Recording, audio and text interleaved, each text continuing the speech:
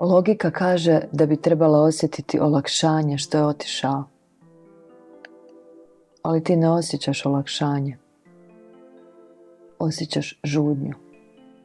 Provjeravaš poruke, fotografije, profile i pitaš se što nije u redu sa mnom. Ništa. Ovo nije slabost. Ovo je psihologija. Kad te netko povrijeđuje, a ti ga i dalje želiš, tvoja vrijednost se potajno veže uz njegovo ponašanje. Počinje vjerovati da ćeš, ako se samo još malo potrudiš, napokon biti dovoljna. U isto vrijeme mozak postaje ovisan o nepredvidivosti, kontrastima, toplo, hladno, blizu, daleko. Ali to nije ljubav. To je povremeno potkrepljenje. Isti mehanizam kao u kockarnici. Tebi nedostaje osoba.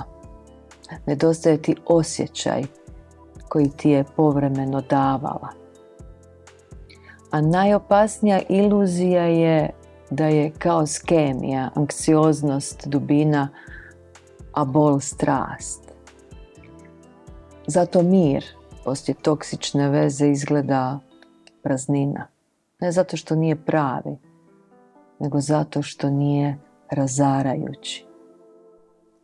Rješenje nije u razgovoru, nije u zatvaranju s njim, nije u biti jaka. Rješenje je u tvom živčanom sustavu. Prekid nije kazna, to je detoksikacija. Svaki pogled vraća staru kemiju. Praznina nije depresija, već odvikavanje. I ono najvažnije, tijelo mora ponovno naučiti da je mir ljubav, da je sigurnost povezanost i da je dosljednost erotika na duge staze. Ono što ti trebaš naučiti jest kako osjećati vrijednost bez ičijeg odobravanja. Da mir nije gubitak, nego zdravlje. Trebaš znati kako izgleda ljubav u kojoj se ne moraš dokazivati. I sigurno je pustiti ono što te povrijeđuje. Tvoje tijelo treba znati kako izgleda sigurnost. Ovo nije priča o tome da ti netko nedostaje.